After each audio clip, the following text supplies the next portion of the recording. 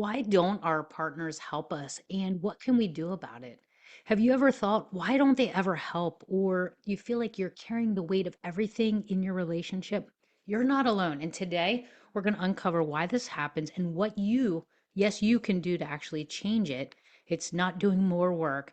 This isn't about wishful thinking, but about real strategies to help you create teamwork in your relationship. In this episode, I want to break down the real reason why we might not be getting the much help desired that we are wanting. Welcome to the Love Conscious Relationship Podcast, where our host gives her expert advice about relationships, communication, connection, and intimacy as she explores ideas about how to share, respect, and validate your partner with one loving experience at a time. Now let's welcome our host, therapist and relationship expert, Jessica Myers-Adams. Welcome to the Love Conscious Relationship Podcast. I'm Jessica Myers-Adams, your relationship visionary. And today we're talking about why our partners don't help us and what we can do about it. And if you've ever thought that your partner isn't stepping up or isn't doing their part, then this episode is going to be for you. Some of us have made statements or think things like, why do I have to do everything myself? Or they should have known. These don't really explain the problem and they don't offer a solution. Really, what this is just complaining, right? And it's just negative thinking. But it makes sense because you're really wanting to have a teammate. Problem is, and I'm going to share it with you today, is that you may be self-sabotaging and you may not be doing what you need in order to get the results that you're looking for. So I started to think about this actually this morning because I was, in fact, getting resentful and was thinking those things. I guess I have to do it all. I guess I'm the only one that's capable. These are the things that I'm thinking. And I started getting resentful.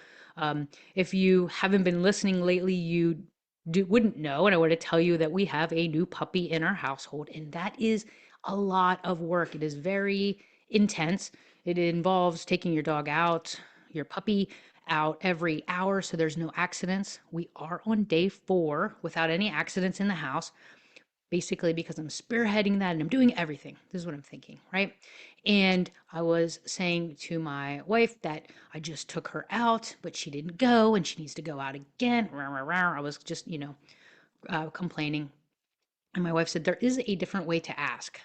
And I said, oh, to myself, wait, I didn't even ask her to do anything. Instead, what I was doing was the thing that's not helpful or going to give me any results. I was just criticizing and complaining. That's the thing I was doing. And I don't know if I mumbled an apology, but it made me start to think about, didn't really even ask. And why didn't I just say, would you please XYZ? Well, right after this morning, I got a message from someone. I'm keeping this anonymous, but it's someone prone to complaining about her relationship.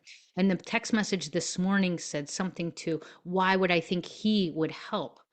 Now, the previous message that I got to this was, I guess I'm doing all of the work and this is my job alone. So, in that message, I saw myself and I started to wonder why I didn't do what I know to do. Why didn't I employ the strategy that I'm going to tell you about? Well, for me today, it was I really didn't see it. I didn't know that I was going into the focus on the other person, complain, criticize, rather than these two things that will help us actually get teamwork and actually get some help with the things we're looking for.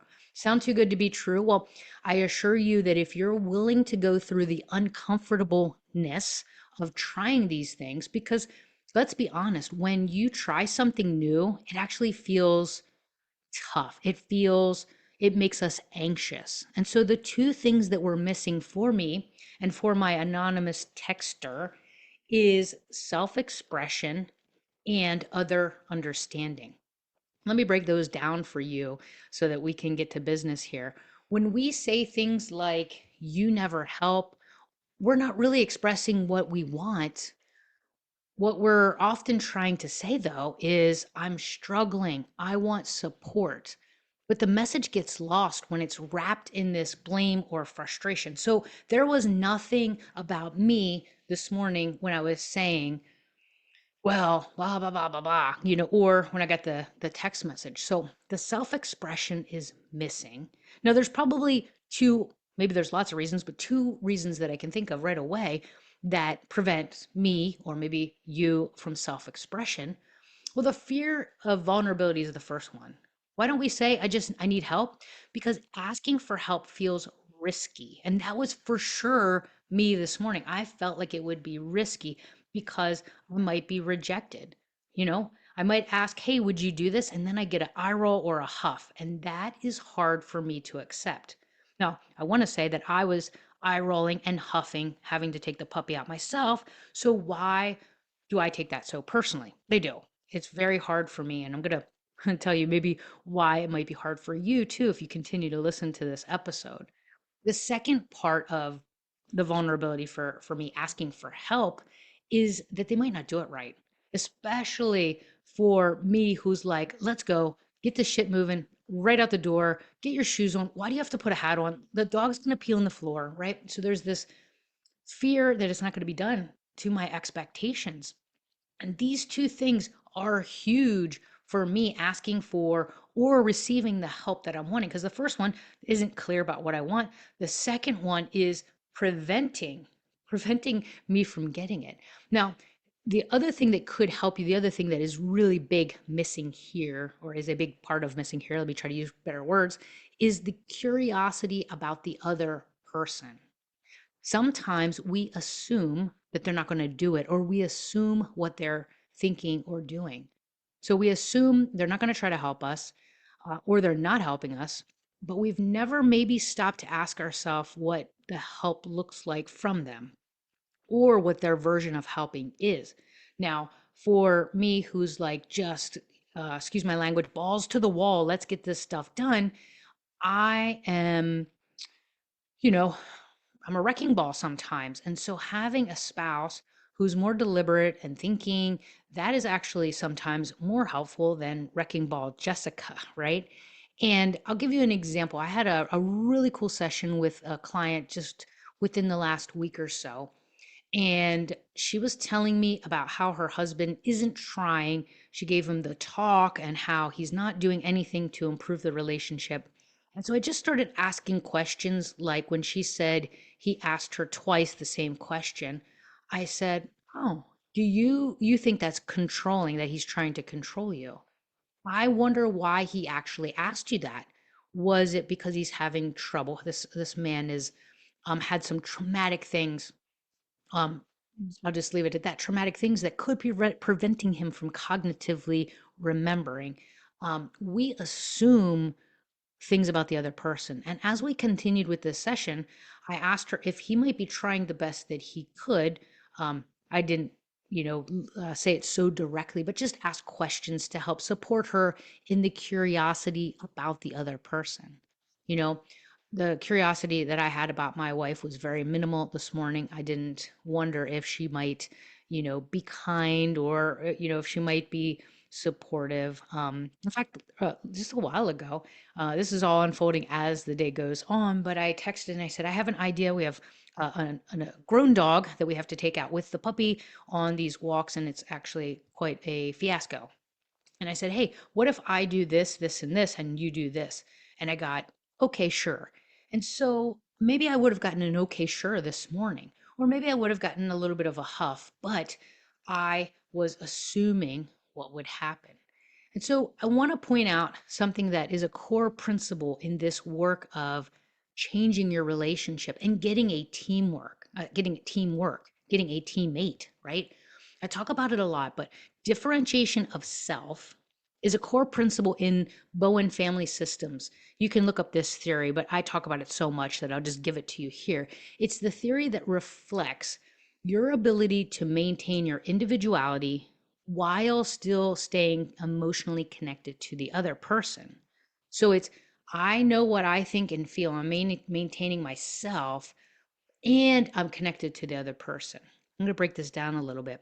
It's about being able to think and act independently without being overwhelmed or controlled by the emotions of those around you. It means that this morning I was not able to think and act independently. Obviously, I didn't self express what I wanted because I was too overwhelmed by the perceived feelings that my spouse might have. I shared this with you not too long ago. And if you didn't hear this story, because I don't remember what podcast or when, and I believe I have permission from my family member to say this, but my family member was telling me that not my spouse, by the way, that she was making food and was angry, and she's not her spouse's mother, and all these things that she was saying. And I said, well, did he ask you to make food? And she said, no. I feel guilty though, because if I don't make anything, he won't eat anything. And I was like, oh, you're feeling guilty. And so then you get angry at him. And she was like, well, I guess so. I mean, he's, and she went back to like, the thing we do, which is point at the other person. But the truth was that her guilt was preventing her from doing what she wanted to do, which was, relax. And if she wanted to just make a sandwich or a salad or something like that, she could do that. So she was overwhelmed by the emotions perceived by him. Now, he wasn't saying you're a terrible partner and you should make me food, right? So this idea of differentiation of self, me hanging on to ourselves and still connecting to our spouse, sometimes for me, I don't connect to myself or my spouse. I'm all into these blaming, expressions, and I'm not doing either. Differentiation of yourself is the ability to be your own person and you stay connected to your spouse. It's about really finding this balance between being emotionally close and maintaining your balance. So let me give you some examples of what it looks like if you have strong differentiation and if you don't, and then we can start to talk about like, well, what else can you do besides asking, and how do you maybe ask your partner for help? So people with this strong sense of differentiation, they can handle their emotions without being overwhelmed by the feelings they think other people have. So, this morning, I wasn't really handling my feelings. And there's not a right or wrong to this because, if you read blogs, which I've been doing about puppies, like people are crying every day. And, they have puppy blues. There's this thing that goes along with trying to care for a puppy. In fact, some of my parents, clients, and people that I've talked to say that it's actually tougher to potty train and to deal with a puppy than it is a kid. Your child, you can, you can put them in a bassinet. You can, they take naps. They are sure eating things off the floor, but there's a little bit more control. Anyway, so people with strong differentiation can handle their emotions without being affected by other people's feelings. And so this morning, I wasn't able to manage my anxiety, my overwhelm without pointing to someone else instead of just being like, I am feeling so crazy right now.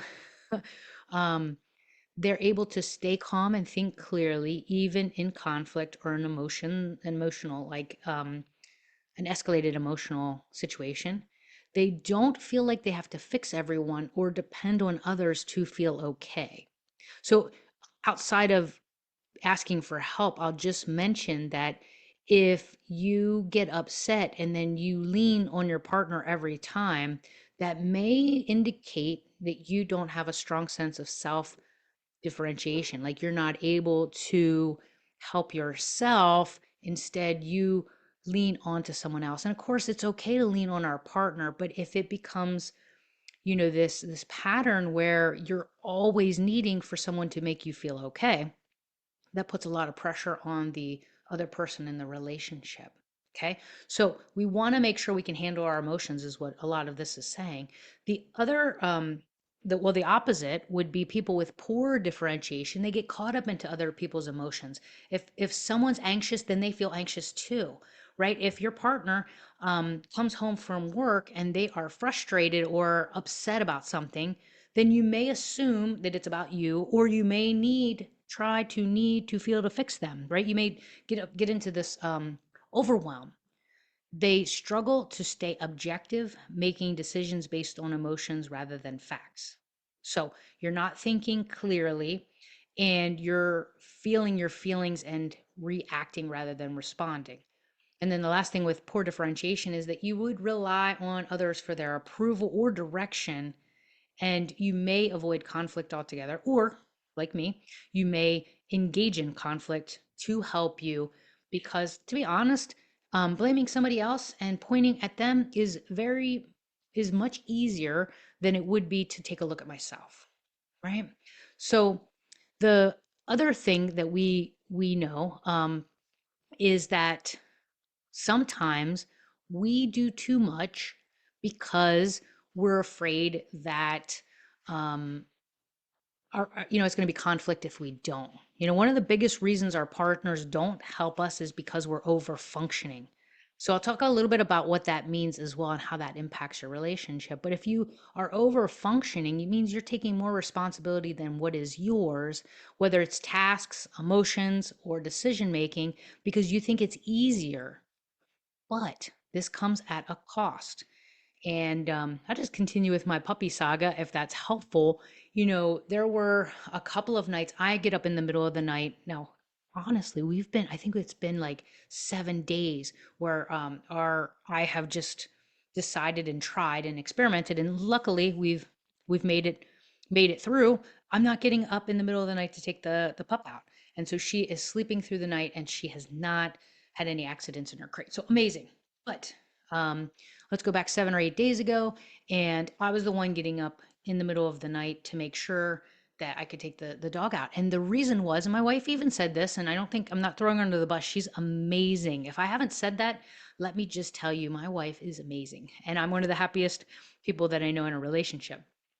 But I share with you the real stuff because I want you to know that it's not always sunshine and rainbows. So she would say that she doesn't get up very easily.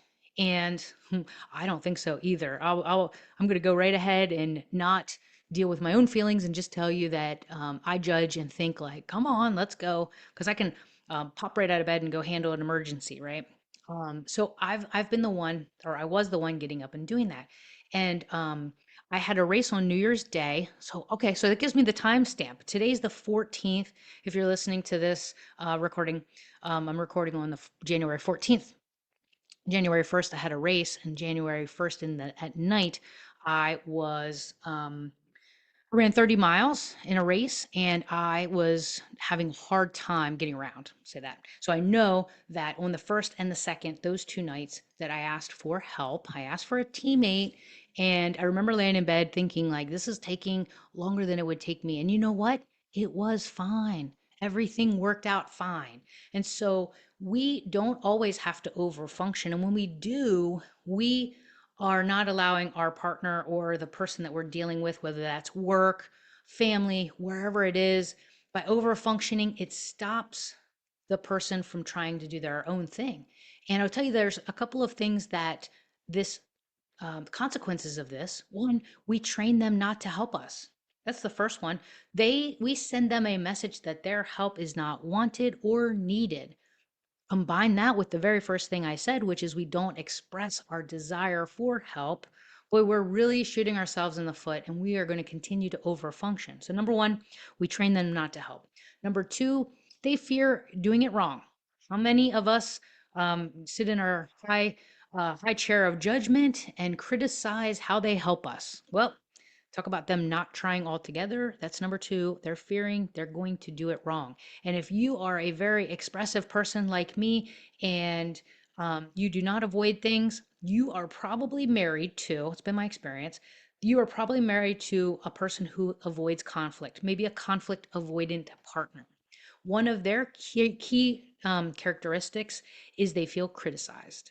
They feel criticized, and that is why they avoid conflict. They don't want to engage in that. So they kind of put their head in the sand. Now, I'm not criticizing them because their way of handling stress is ineffective, but my way, the way of the over functioning, the way of the over anxious partner is not effective either, right? But I can tell you that they're going to fear that they're going to do it wrong and they're going to stop trying.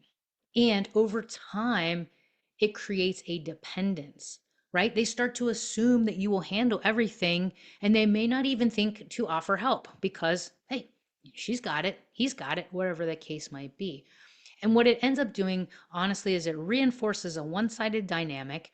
The overfunctioning creates an imbalance where one partner overfunctions, the other partner underfunctions, and it really undermines the partner's confidence because they don't have an opportunity to step in and they're afraid to step in and they don't take the initiative. So I hope this is making sense that part one is we don't say what we want.